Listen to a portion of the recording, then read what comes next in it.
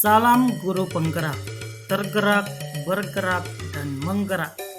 Perkenalkan, nama saya Jetro Sitorus, calon guru penggerak Angkatan 9 Unit Kerja SD Negeri 038097 Lai Pangaruan, Kabupaten Dairi, Provinsi Sumatera Utara, tahun 2023. Fasilitator Bapak Andri Prasetyo dan pengajar praktik Bapak Ronald Pasaribu.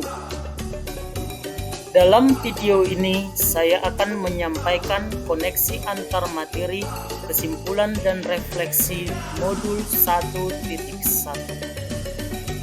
Adapun tahapan-tahapan pembelajaran modul 1.1 yaitu yang pertama mulai dari diri. Dalam kegiatan ini, calon guru penggerak membuat harapan dan ekspektasi serta tulisan reflektif kritis terkait pemikiran Ki Hajar Dewantara. Kedua, eksplorasi konsep. Ketiga, ruang kolaborasi. Keempat, demonstrasi kontekstual. Kelima, elaborasi pemahaman. Keenam, koneksi antar materi. Dan yang terakhir, aksi nyata.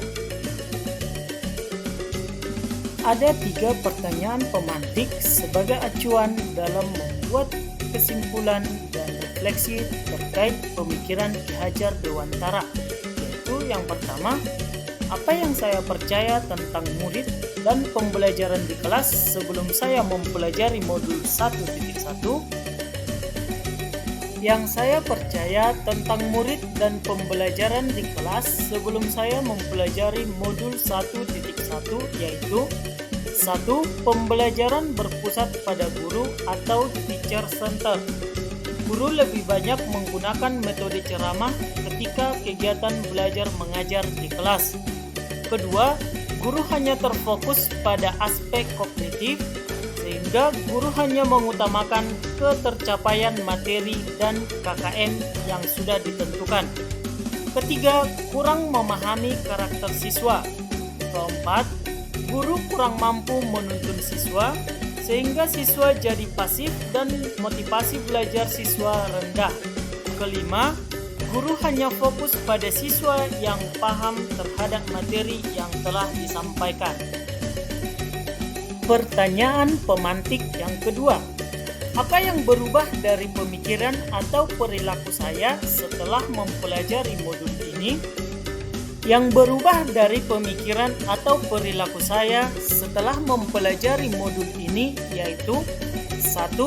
Saya melakukan pembelajaran yang berpusat pada siswa atau student center. Saya tidak hanya menggunakan metode ceramah, tetapi juga menggunakan metode diskusi, demonstrasi, dan metode pembelajaran lain yang meningkatkan semangat siswa. Kedua, saya menciptakan pembelajaran menyeluruh. Saya tidak berfokus lagi hanya pada aspek kognitif, tetapi juga pada aspek afektif, psikomotorik, spiritual, sosial, dan budaya. Ketiga, saya lebih memahami karakter seluruh siswa. Keempat, saya menuntun siswa sesuai dengan kodratnya, yaitu kodrat alam dan kodrat zaman.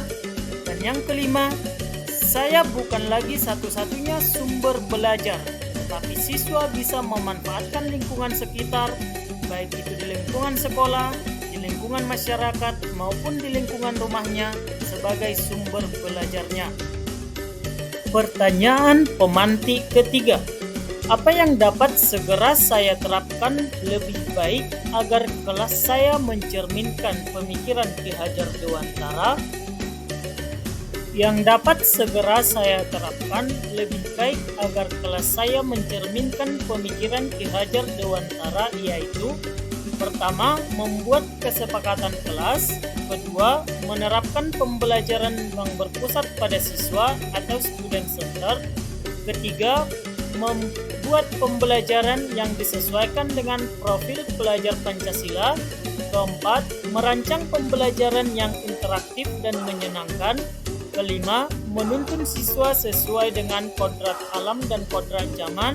Dan yang keenam, mengintegrasikan permainan dalam pembelajaran. Kesimpulan dan refleksi. Menurut Ki Hajar Dewantara, pendidikan dan pengajaran tidaklah sama. Pengajaran adalah bagian dari pendidikan. Pengajaran adalah proses pendidikan dalam memberi ilmu untuk kecakapan hidup anak secara lahir dan batin. Sedangkan pendidikan adalah menuntun anak sesuai minat dan bakatnya. Artinya, guru memberi tuntunan terhadap segala kekuatan kodrat yang dimiliki anak agar ia mencapai keselamatan dan kebahagiaan setinggi-tingginya, baik sebagai manusia maupun sebagai anggota masyarakat. Pendidikan menciptakan ruang bagi anak untuk bertumbuh secara utuh agar mampu memuliakan dirinya dan orang lain serta menjadi mandiri. Sekian dan terima kasih.